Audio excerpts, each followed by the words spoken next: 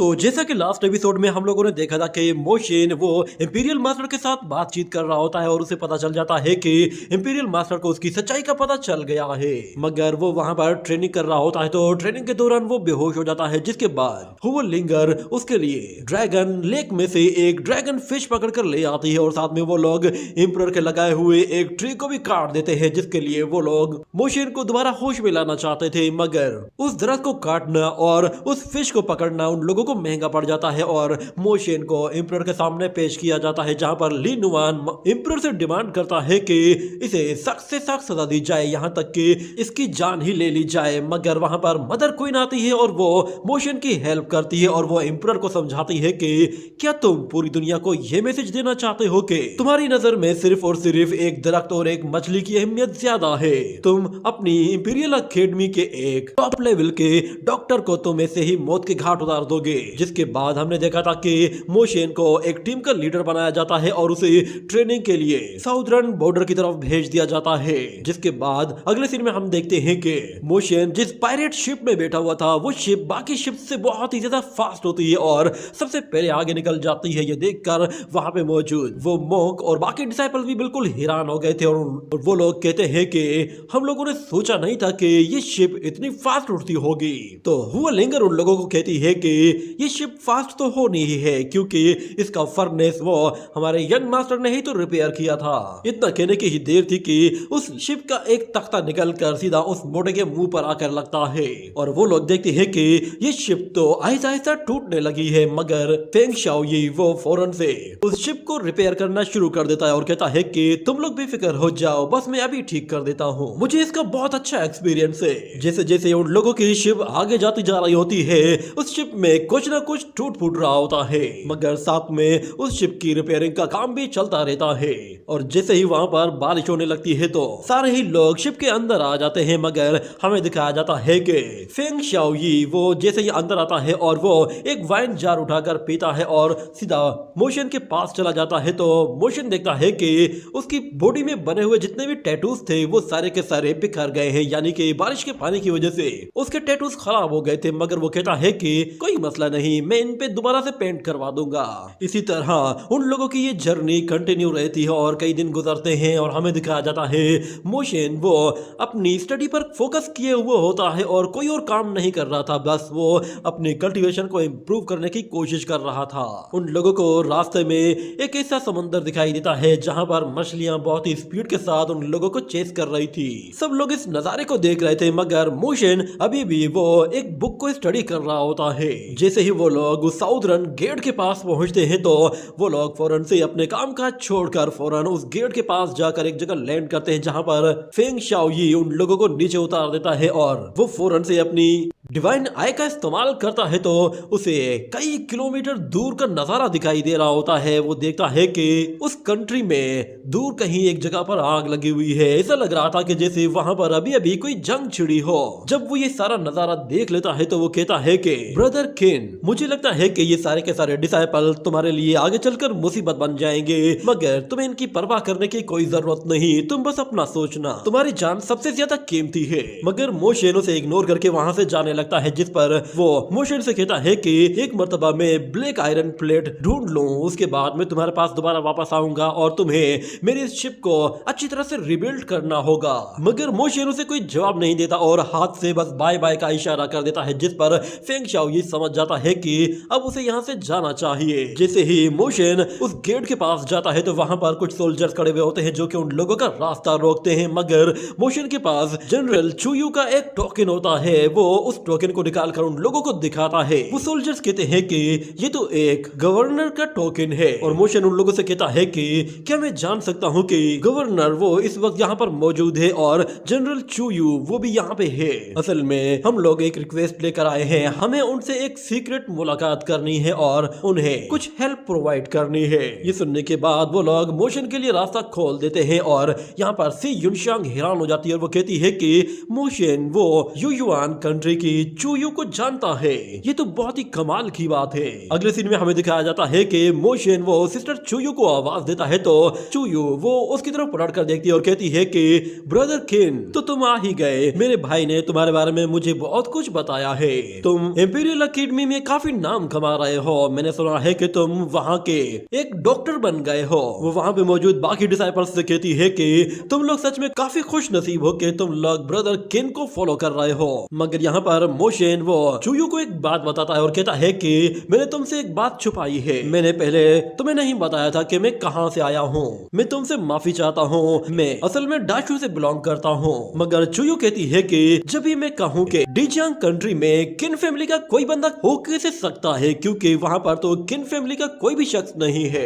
मगर वो मोशन को समझाती है कि ये साउदर्न गेट है, यहाँ पर अलग अलग कंट्रीज के बहुत सारे लोग मौजूद हैं जो कि काफी स्ट्रॉन्ग भी है। तुम्हें यहाँ पर हर एक से संभल कर रहना होगा। यहाँ की सिचुएशन काफी ज्यादा डीप है, तुम इसे सरफेसली नहीं देख सकते। जिस पर मोशन कहता है कि सिस्टर यू, मुझे लगता है कि शायद आपको किसी पर शक है। आपको लगता है कि शायद इस आर्मी के अंदर कोई ऐसा बंदा है जो कि गद्दार है। मगर वो लड़की कहती है कि ऐसी सिचुएशन में पता लगाना बहुत ही मुश्किल है कि कौन गद्दार है और कौन अपना साथी है। तुम मेरी ही मिसाल ले लो, मैं यू युआन कंट्री की एक फॉरेन प्रिंसेस हूँ। ये सुनकर वो सारा ही लोग सरप्राइज हो जाते हैं। मगर वो लड़की उन लोगों को कहती है कि क्या तुम लोगों को लगता है कि मैं एक फॉरेन किंगडम की प्रिंसेस होने के नाते इस यान किंगडम के साथ गद्दारी नहीं करूंगी। ये बात सुनने के बाद सारे ही लोग बिल्कुल खामोश हो जाते हैं। मगर मोशन कहता है कि सिस्टर प्लीज इन लोगों को डराइए मत। आप जानती भी है ना कि इंपीरियल मास्टर वो कोई गेम खेल रहे हैं ताकि उनके जितने भी गद्दार हैं वो एक बार में ही सारे के सारे सामने आ जाएं। मगर वो लड़की कहती है कि मेरे लोग हमेशा से मुझे कहते हैं कि मुझे यान कांग किंगडम के साथ गद्दारी करनी चाहिए, मगर हमारी फैमिली वो हमारे किंगडम के थ्रोन को ज्यादा वैल्यू नहीं देती। हम लोग सिर्फ और सिर्फ अपने लोगों को वैल्यू देते हैं। इससे पहले भी इंपीरियल मास्टर वो हमारे यू युआन किंगडम में आया था और उसने मेरे फादर के साथ बैठकर डिस्कशन की थी कि यू युआन पैलेस को किस तरह गवर्न किया जाएगा। हमें अपने लोगों की ज्यादा परवाह थी, तो इसीलिए हम लोग वो डिस्कशन हार गए। जिसके बाद मेरे फादर ने मेरे ब्रदर को उसके साथ कंपैरिजन करने के लिए कहा, मगर मेरा भाई भी उसका मुकाबला नहीं कर पाया और उसने वो थ्रोन मेरे हवाले कर दिया। ये सुनकर मोशन कहता है कि अच्छा तो सिस्टर आप एक इम्प्रेस रह चुकी है। मगर वो लड़की कहती है कि हाँ, मगर मैं इम्प्रेस सिर्फ और सिर्फ एक दिन की थी, इसीलिए मुझे कुछ ज्यादा मजा नहीं आया। इम्प्रेस बनना बहुत ही आसान है, बस खुद को एक हाईएस्ट पोजीशन पर लेकर आओ और खुद को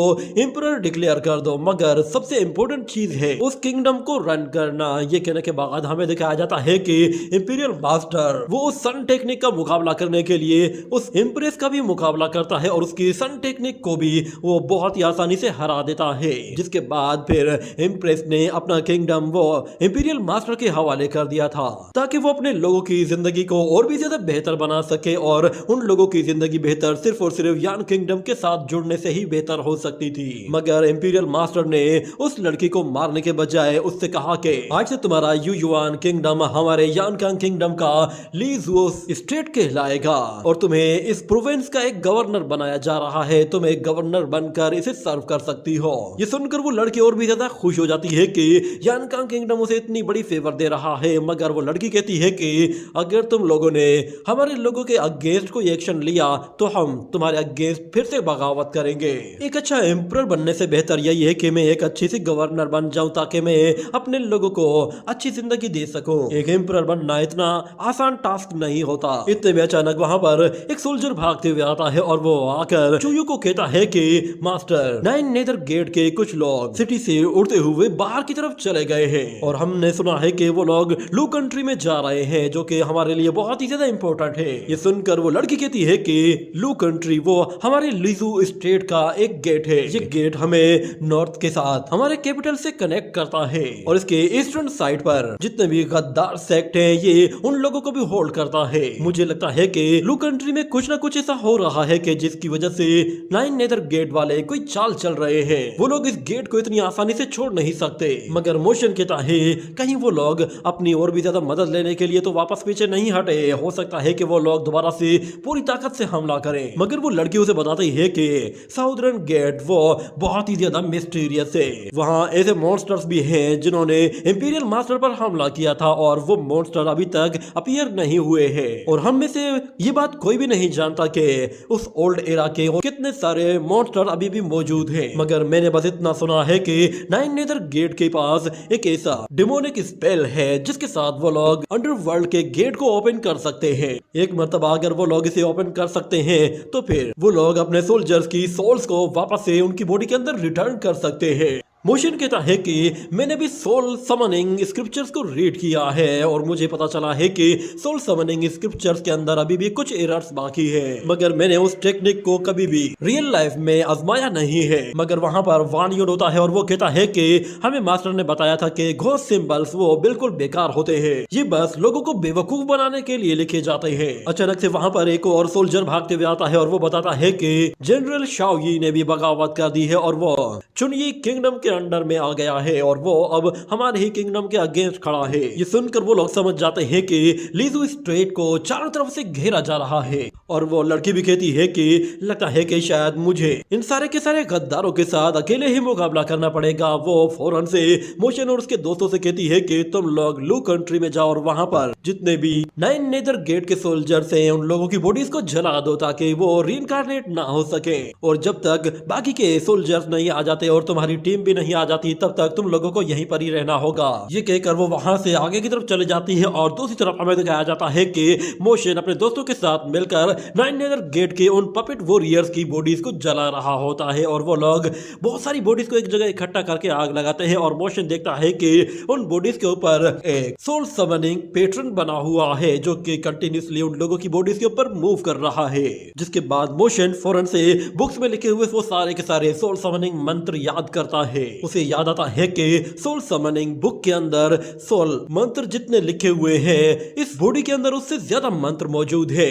क्या ये कोई ट्रू सोल समनिंग मेथड है? और वहां पे मौजूद वो मोटा मॉन्क भी कहता है कि तुमने ही तो कहा था कि 9 नेदर गेट की सोल समनिंग टेक्निक्स में बहुत ज्यादा एरर्स है। मगर मोशन नोट करता है कि उन बॉडीज के जलने के बावजूद भी वो मंत्र अभी भी वैसे के वैसे मौजूद है और उसे समझ में आ जाता है कि उन लोगों ने जानबूझकर इन मंत्र को इस तरह लिखा है कि इनके अंदर हल्के फुल्के एरर्स बाकी रह गए हों। वो फौरन से अपने दोस्तों से कहता है कि फौरन सबको इन्फॉर्म करो कि हम लोगों को धोखा दिया जा रहा है, फौरन से हाई अलर्ट पर एक्टिव हो जाओ क्योंकि यहाँ पर अभी किसी भी टाइम पे कुछ भी हो सकता है। अचानक उन लोगों को दिखाई देता है कि उन पपेट बॉडीज के ऊपर लगा हुआ वो मंत्र अचानक से एक्टिव होना शुरू हो गया है और वहां पर उन लोगों को अजीब सा ऑरा फील होने लगता है जैसे कि वहां पर कोई ऐसी चीज है जो कि उन बॉडीज को अपनी तरफ अट्रैक्ट कर रही है। मोशन अपने दोस्तों के साथ फौरन से एक छत के ऊपर खड़ा होकर देखता है तो उसे दिखाई देता है कि वहां से कई हजार किलोमीटर दूर कुछ लोग एक ड्रम को जोर जोर से पीट रहे हैं। वो लोग वहां पर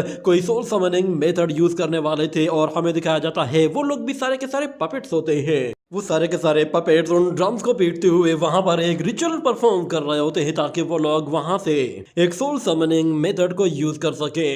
और हमें दिखाया जाता है कि सोल समनिंग मेथड जैसे ही एक्टिवेट हो जाता है तो वो सोल समनिंग मंत्र को रिलीज करता है और हमें दिखाया जाता है वहां पर जितनी भी पपेट बॉडीज जल रही होती हैं वो अचानक से जिंदा होना शुरू हो जाती हैं और वापस से उसी सोल समनिंग फॉर्मेशन की तरफ जा रही होती हैं। ये देखते ही मोशन समझ जाता है कि ये सारी की सारी बॉडीज वापस से अपनी सोल्स की तरफ जा रही है। इसका मतलब ये है कि नेदर गेट के लोगों ने बॉडीज को रीइंकार्नेट करना सीख लिया है। वो अपने दोस्तों से कहता है कि हमें इन बॉडीज को यहाँ से जाने नहीं देना। वो लोग फौरन से उन डेड बॉडीज को अटैक करके उन्हें काटना शुरू कर देते हैं ताकि वो रीइंकार्नेट ना हो सके।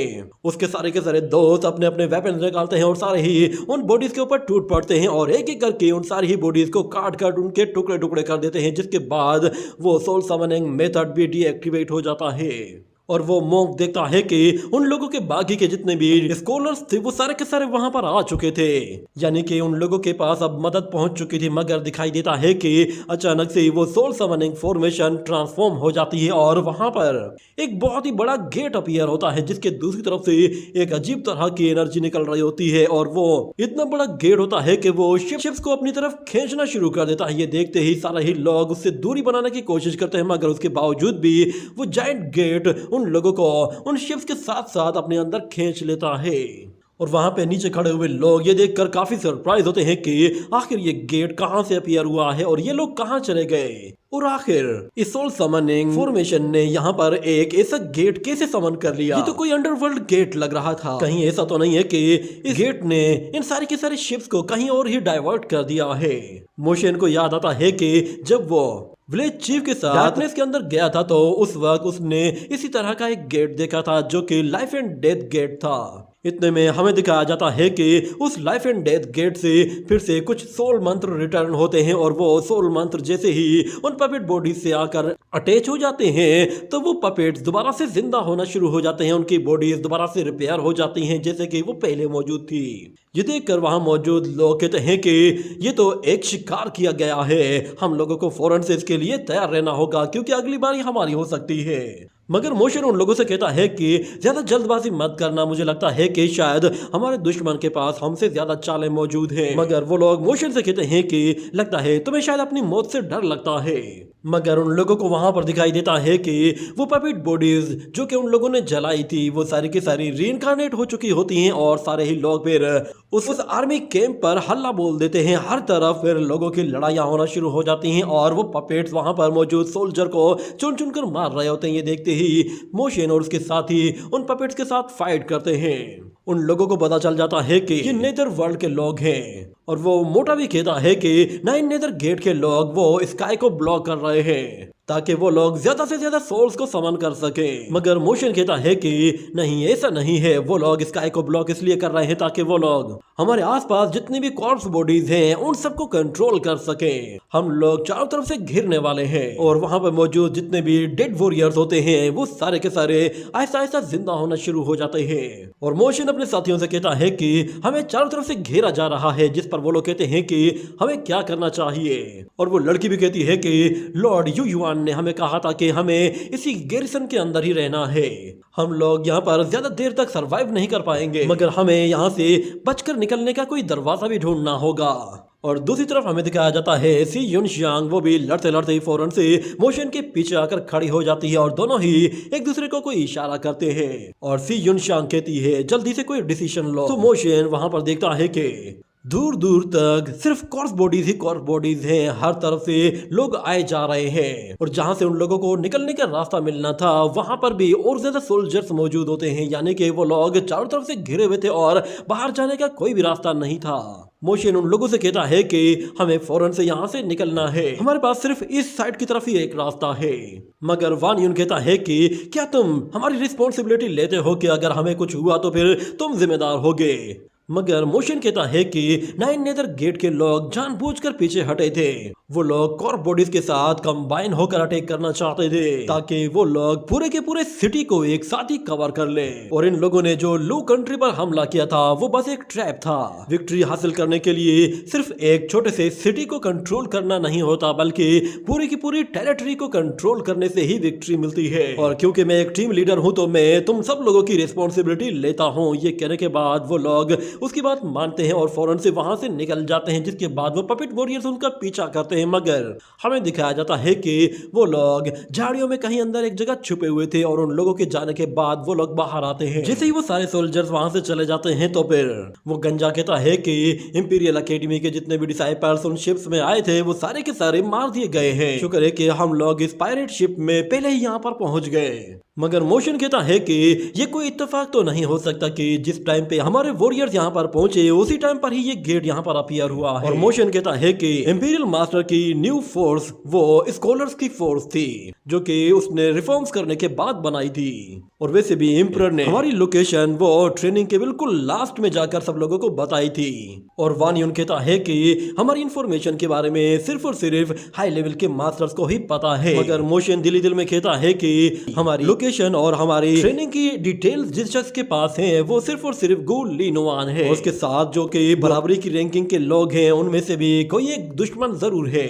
मोशन कहता है कि हमें दोबारा से लीजो मिलिट्री कैंप तक किसी तरह पहुंचना होगा, तभी हम लोग अपने आप को बचा पाएंगे। इतने में अचानक उन लोगों को वहां पर एक अजीब सी आवाज सुनाई देती है जिस पर वो लोग पलट कर देखते हैं। मगर मोशन उन लोगों से कहता है क्या तुम लोगों को ये आवाज नहीं सुनाई दी? तो वो लोग कहते हैं कि नहीं, कैसी आवाज? मगर मोशन समझ जाता है कि ये एक डिमोनिक मंत्र था जो कि आसपास से कहीं से पढ़ा गया है और वो उन लोगों से कहता है तुम लोग यहीं पे ही रुको, मैं अभी आता हूँ। ये कहते ही वो एक पोर्टल बनाकर फौरन से वहां चला जाता है। और दूसरी तरफ हमें दिखाया जाता है कि सी युनशान उसके लिए थोड़ी सी परेशान लग रही थी। मगर मोशन जब वो उस जगह पहुंचता है तो वो देखता है कि वहां पर एक बड़ी सी मूर्ति रखी हुई है और उसके सामने कुछ लोग कोई रिचुअल परफॉर्म कर रहे हैं और बहुत सारे डिमोनिक मंत्र पढ़ रहे हैं। मोशन जब वो उस स्टेचू को गौर से देखता है तो उसे समझ में आ जाता है कि ये तो वही मॉन्स्टर स्टैचू है जो कि मुझे उस बुक के अंदर दिखाई दिया था। यहाँ पर मोशन को समझ में आ जाता है कि ये लोग यहाँ पर न सिर्फ सोल्स को समन कर रहे हैं बल्कि घोस्ट डीमंस को समन कर रहे हैं जो कि गॉड लेवल के हैं। यानी कि ये लोग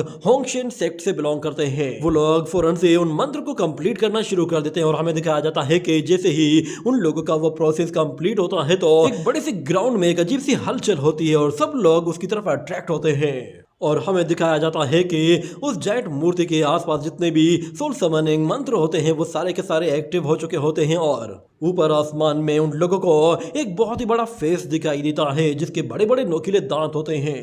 और वहां पर सोल्जर भागते हुए आता है और वो चूयू को बताता है कि मास्टर, इंपीरियल अकेडमी से जितने भी स्कॉलर्स आए थे उन लोगों की शिप्स को 9 नेदर गेट के लोगों ने काउंटर कर दिया है। वो लोग कहीं गायब हो चुके हैं। लू कंट्री वो पूरी तरह से हमारे कंट्रोल से बाहर जा चुका है। मगर वो लड़की कहती है कि डॉक्टर किन और उसके दोस्तों का क्या हुआ, तो वो बंदा बताता है कि उन लोगों के हमें ट्रेसेस नहीं मिले हैं। लगता है कि शायद उन लोगों के बचने के चांसेस बहुत कम हैं। इतने में उन लोगों को दिखाई देता है कि उस बैटल फील्ड में अचानक से एक लावा के अंदर से एक जायंट बॉडी बाहर निकलने लगी है जिसके बड़े बड़े हाथ हैं और वो जायंट बॉडी उसी डीमन की होती है जिसे मोशन ने दूर बैठकर देखा था। वो जायंट बॉडी मल्टी हेड के साथ बाहर आती है और उसका साइज इतना बड़ा होता है कि वो उन बड़ी बड़ी शिप्स को अपने पैरों के साथ रोनते हुए आगे जा रही होती है। ये देखते ही सारे ही सोल्जर्स चिल्लाते हुए पीछे हटने को कहते हैं और वो शिप्स अपनी जान बचाकर वहां से पीछे हट रही होती हैं और देखते ही देखते वो जायंट डीमन उन लोगों को कुचलते हुए सब कुछ तबाह बर्बाद कर देता है। और वहां पर एक सोल्जर आता है और वो फिर से चूयू को बताता है कि ईस्टर्न आर्मी को भी यहाँ पर देखा गया है जो कि शाओयी आर्मी से बिलोंग करती है। उन लोगों ने भी हमारे साथ गद्दारी की है और कहा जा रहा है कि वो लोग हमारे इस कैंप से सिर्फ 10 मील की दूरी पर रह गए हैं और बहुत जल्द यहाँ पहुंचने वाले हैं। सुनकर वो लड़की कहती है कि अच्छा, तो शाओयी ने जानबूझकर हम लोगों को धोखा देने के लिए पहले 9 नेदर गेट के लोगों के साथ मिलकर हमला करवाया और फिर होंगशेन सेक्ट के लोगों के साथ मिलकर उसने हमें एक जाल में फंसा दिया है। वो फौरन से सभी जनरल से कहती है कि फौरन से यहाँ पर विंड शील्ड को एक्टिवेट करो और एसेंस कैंटन को भी फौरन से लोड करो। ये कहने के बाद हमें दिखाया जाता है बहुत सारी शिप्स उन जायंट वॉरियर्स के सामने आती हैं और उनके ऊपर गोलों की बरसात कर देती हैं। वो जायंट डीमन बिल्कुल वैसा का वैसा ही खड़ा हुआ होता है और दूसरी तरफ हम देखते हैं कि और दूसरी तरफ हमें दिखाया जाता है मोशन के वो दोस्त काफी घबराए हुए होते हैं और उन लोगों को पता चल जाता है कि यहाँ पर वो स्नेक आर्मी, होंगशेन सेक्ट और उसके साथ साथ 9 नेदर गेट के लोग भी हमला कर रहे हैं। यानी कि सब लोग अब यानकांग किंगडम के खिलाफ हैं। इस तरह हमारा यहाँ से निकलना तो मुमकिन ही नहीं। हम लोगों पर चारों तरफ से हमला हुआ है। हम लोग सिर्फ और सिर्फ 5 एलिमेंट रियलम के कुछ वॉरियर से हम इन लोगों को कैसे रोकेंगे। मगर मोशन वहां पर अपीयर होता है और उन लोगों से कहता है कि हम यहाँ से नहीं निकल सकते क्योंकि यहाँ पर ये सिर्फ डीमन गॉड ही नहीं है बल्कि मैंने 13 होंगशेन सेक्ट के प्रैक्टिशनर्स को भी देखा है। वो सारे के सारे उस जायंट स्टेचू के ऊपर अपना स्पेल कास्ट कर रहे हैं। वो लोग न जाने किस तरह का एक एविल रिचुअल परफॉर्म कर रहे हैं जिससे वो एक डीमन गॉड को समन कर पा रहे हैं। अगर वो लोग इस रिचुअल में कामयाब हो जाते हैं तो वो लोग यहाँ पर एक और डीमन गॉड को भी समन कर लेंगे। और जहां तक मैं सिस्टर चूयू को जानता हूँ वो इस अटैक को काउंटर करने की कोशिश कर रही होगी। अगर वो डीमन गॉड भी यहाँ पर अपीयर हो जाता है तो मुझे पूरा यकीन है कि पूरा का पूरा लिजू स्टेट ही तबाह हो जाएगा। तो तुम लोगों में से कौन है जो कि मेरे साथ अटैक करने के लिए तैयार है? ये कहने के साथ ही ये एपिसोड यहीं पे ही एंड हो जाता है।